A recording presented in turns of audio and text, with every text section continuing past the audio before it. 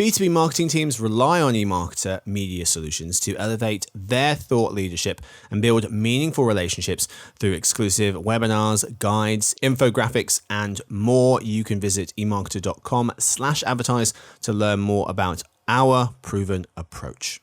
And that also means that Meta is making less money off of them because both of these are under-monetized areas of Facebook and also places that you could think about when you're considering where Meta might be starting to offer more options for advertisers in the future.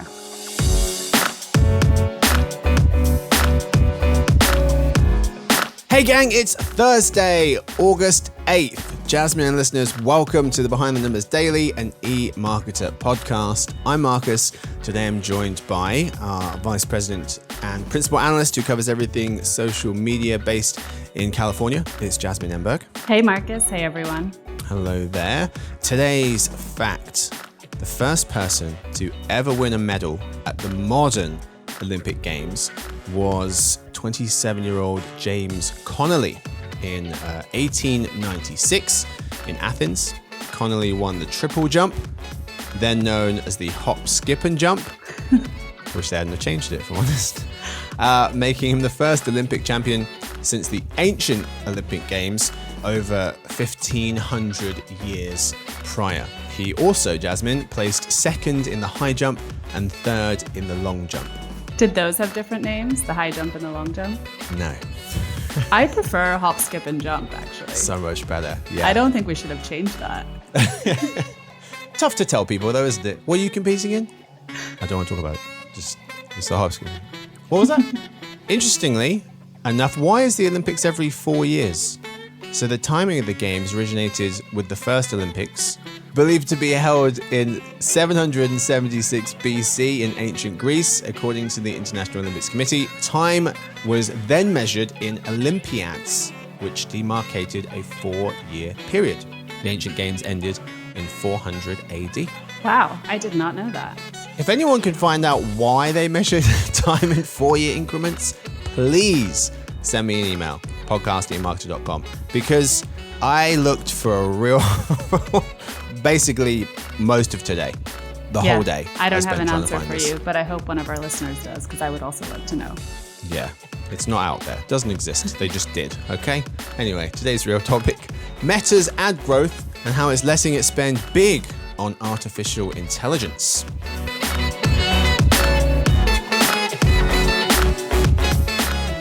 In today's episode, first, we're just talking about Meta. There is no first Meta and last Meta. Okay, let's do it. Jasmine, we are off to a flying start. We start with how much money Meta is making. I'm playing slice of pie for this. Jasmine's going to create a pie chart for us as to the reasons, 3 max, why Meta was able to grow revenue 22% in Q2. That's close to double the same period a year ago. Good enough, Jasmine, for $38 billion. How was Meta able to double revenue growth? So I'm going to give it a 50-50 split on the state of the ad market and then the strength of Meta's ad business. So we're seeing that ad momentum is good, but the dollars aren't exactly free-flowing. And whenever that's the case, you find advertisers really more focused on 2 things. That's tried and true platforms as well as the lower funnel. And Meta scores big on both fronts. So it's become an essential platform for advertisers because of its scale, its ease of use, as well as its effectiveness. And it's a performance advertising powerhouse. And what we saw in its earnings was that AI enhancements, notably things like Advantage Plus, have further improved the performance for advertisers, which is keeping them coming back to Meta's platforms. And another stat that stood out to me was that the top growth vertical for Meta in Q2 was commerce, which I think also speaks to Meta's strength in delivering results for advertisers. So I think that's a fair pie chart. I mean, 22% growth in context marks Q2 was the 5th consecutive quarter of strong double-digit growth. So it seems like it's a bit of a sustained turnaround for Meta. The 5 quarters before that, from 2022 into Q1 of 2023, growth averaged out at 0%. So it's easy to forget, Jasmine, that Meta's not been doing amazing for just back-to-back-to-back quarters and years. There was a lull in there, which is easy to forget about. The highly lucrative North American region grew 17%, up from 11 last Q2. So that's also doing really well. Net income looked a lot healthier for a while now as well. The last 4 quarters of net income has averaged 13 billion per quarter. The 4 quarters before that, net income averaged close to a third of that. So the year of efficiency seems to have worked relatively well. And Jasmine, it's still squeezing more money out of each user. It's family average revenue per person. So it's got the daily average, and I think they do monthly average, daily active people number, and a monthly active people number. I think they've got 2. Basically, if you count up all their platforms, Instagram, Facebook, Messenger, WhatsApp, how many people do they have across the whole portfolio? And they are averaging more money per person, went from $10 to $12 per person from last Q2 to this one. So that's the high level number, Jasmine, which has gone up 6%. Daily active people number up 6%. Same growth as last Q2. They're now at over 3.2 billion people worldwide. But they have stopped telling us how many Facebook users it has. It never reported Instagram or WhatsApp, some of its other platforms. But we did get Facebook out of the earnings, and we noted in Q1 that Meta had stopped telling us how many Facebook users it had. However, our forecasting team still puts estimates together on Facebook and also Instagram users. So we'll turn our attention to those figures for some insights into how many people are using Meta's platforms. We'll start with Facebook. Worldwide, Jasmine, we estimate that Facebook has 2.1 billion. These are monthly users. That's growing at just under 1%. In the US, we estimate that Facebook has 178 million monthly active users. Your thoughts on our numbers? So I think what's most interesting to look at here is which figures Meta is now choosing to report. And it started the call with 2 really big user figures. It said that there are now 100 million monthly WhatsApp users in the US and 200 million monthly Threads users worldwide. And Zuckerberg also talked about changing the narrative around Facebook and young people. And earlier it had said that there are 40 million 18 to 29-year-olds in the US and Canada who use Facebook daily. And the reason these figures are important to call out because it shows you where Meta's priorities are when it comes to growing its user base and how it can use that growth to drive more revenue. So if you look at WhatsApp and Threads, these are both under-monetized spaces for the company and where they can expand to if you're thinking about future revenue growth. WhatsApp, of course, has a massive global user base, but it isn't as big in the US, according to our figures. And Meta has been rolling out business messaging tools to make money off of it, and it definitely needs the US because that's where the most money is to be made. Now, Threads, of course, doesn't have ads. We've heard that it could potentially be launching ads in the second half of this year.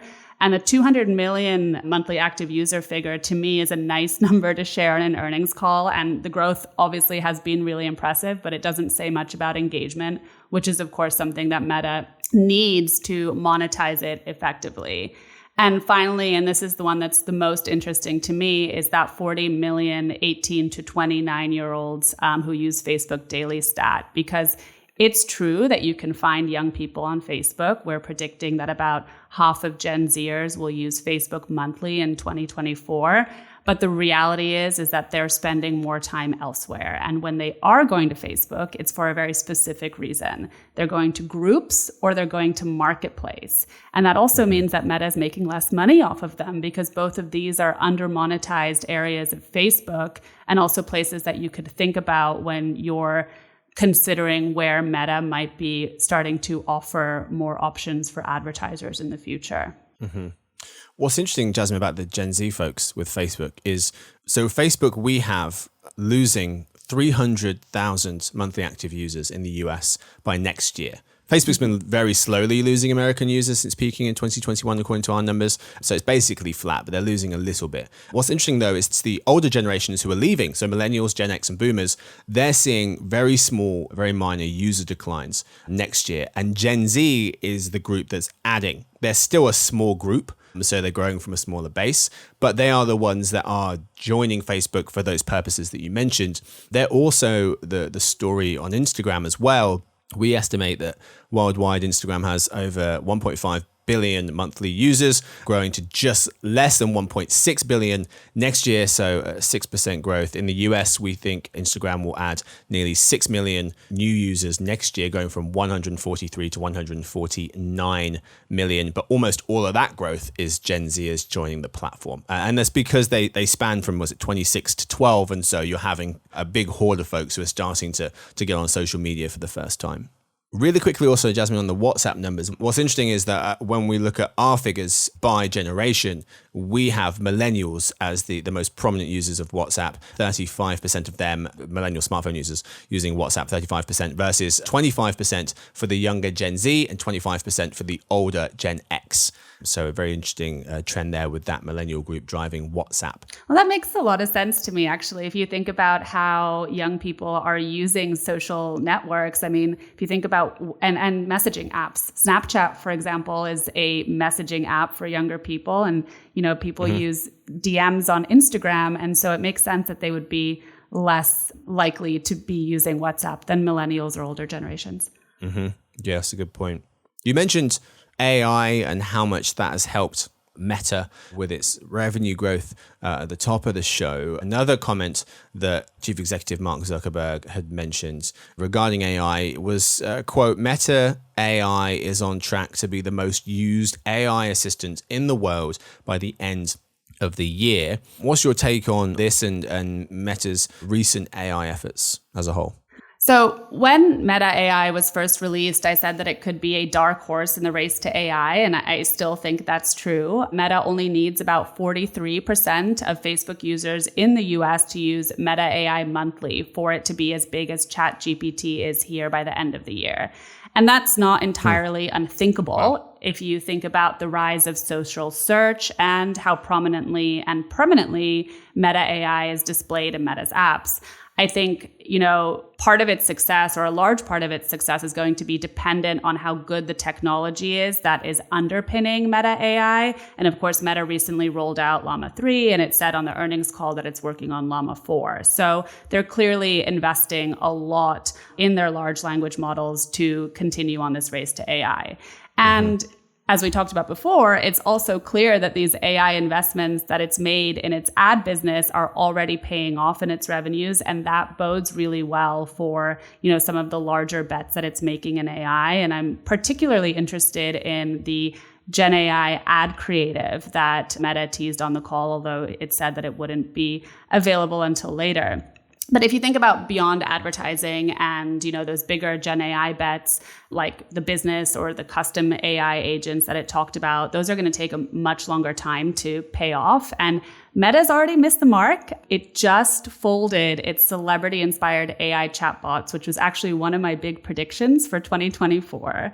And this to me says two things. One, that Meta is willing to scrap efforts that aren't working, even in AI. But on the other hand, it is concerning given how expensive these chatbots were and how much money that Meta is planning on spending when it ramps up AI spending in 2025. Yeah. But the big picture here is this, AI is a race that Meta cannot risk falling behind in. And the good news from its earnings, which we saw, is that it has proven that it can afford to be in it. Yeah. These tech companies increasing CapEx has been startling, and we're only at the very beginning of the AI race, it seems. So a lot of things going well for Meta, making a lot of money, AI efforts by and large, for the most part, going well. Let's look at Meta through a different lens. What do you see as their biggest threat at the moment? Yeah, well, Meta is still very much an advertising-based business. We know this. So that means it's subject to any volatility or fluctuations in the ad market. I think even as we're seeing other social and big tech ad businesses suffer, Meta still feels kind of unstoppable right now. So what I would call out as their biggest threat is the decay of Facebook. And it's certainly not an immediate threat. You talked about how Meta has been, or Facebook has been, slowly losing users in the US. And Meta is certainly trying to get ahead of it with some of its language on the earnings call, changing that narrative around young people, for example. But the reason I say that it's the biggest threat is because Facebook is still its biggest moneymaker, even though Instagram now accounts for about or close to half of Meta's ad revenues. Right. And despite, again, what Meta Meta says it's just not where young people are spending their time. And young people are one of Meta's biggest sources of new growth, both when it comes to users and revenues. Mm-hmm. So lots of different parts of Meta's business. One that they've talked about a little bit less, or a lot less as of late, is their Reality Labs unit. Salvador Rodriguez of the Wall Street Journal was noting the operating losses in Meta's Reality Labs unit, which produces the Quest headset and Ray-Ban Meta smart glasses. The operating losses, are set to increase meaningfully, quote unquote, in the remainder of 2024. They lost $4.5 billion in Q2 alone. Jasmine, what's your take on this part of Meta's business? Well, they've been pretty quiet about it. I mean, executives only said the word metaverse 3 times on the earnings call, which is down from 12 exactly a year ago. So I think that helps to show sort of, again, where it's focused, or at least what it wants to stress about its business. And we know that there have been some signs that Meta has been pulling back on its metaverse spending. But as you said, it's still incredibly expensive. And they reported nearly a $4.5 billion loss last quarter. Mm-hmm. Where we did hear Meta talk about the metaverse was really in the context of AI and how that is helping to shape the work there and how the two are complementary. So Meta talked about AI speeding up timelines for work within Reality Labs and the Ray-Ban smart glasses. Overall, though, Reality Labs accounts for less than 1% of Meta's total revenues, so it's certainly a very small part of its business. Mm-hmm. I did think something that was noteworthy is 2 weeks ago, Reuters reporting that Meta in talks to buy 5% of, or a 5% stake in Ray-Ban maker, EssilorLuxottica. So yeah, maybe, this seems like it could be an investment to kind of double down on their commitment to smart glasses and trying to put some of the technology in those. Zuckerberg did say, and I was on an interview with the BBC and they quoted him, so excuse me if I misquote a little bit. Zuckerberg had said something along the lines of smart glasses will overtake mobile phones. So this is clearly something that he's heavily invested in and believes in. Huh? Do you give a timeline next week? Yeah, that I don't have off the top of my head. At some point. Huh? Probably not, but we'll see. Grade time. What grade, Jasmine, would you give Meta for Q2? I gotta give Meta an A. Its ad business performance was incredibly strong. Okay. I believe, A in Q1 as well. And that was coming off 27% growth, 22% revenue growth this quarter. So it seems fair. And not only is it making a lot of money, but as I said, profitability, net income has been very high for a number of quarters now, in keeping with this year of efficiency mantra. Headcount, Jasmine, is up a little bit, but remains nearly 20% below the company's late 2022 peak. Revenue per employee is up over 50% from that time. So it seems like they're doing a lot more with less. Third quarter revenue expected to be analyst expectations according to FactSet data. We shall see. That's all we've got time for today's episode. Thank you so much to Jasmine for hanging out with me. Thanks for having me. Thank you to Victoria, who edits the show. Stuart runs the team. Sophie does our social media. So thank you to her. Thank you to everyone for listening in. We hope to see you tomorrow for the Behind the Numbers Weekly Listen. It's an eMarketer video podcast you can watch on YouTube, or you can just listen to it the usual way.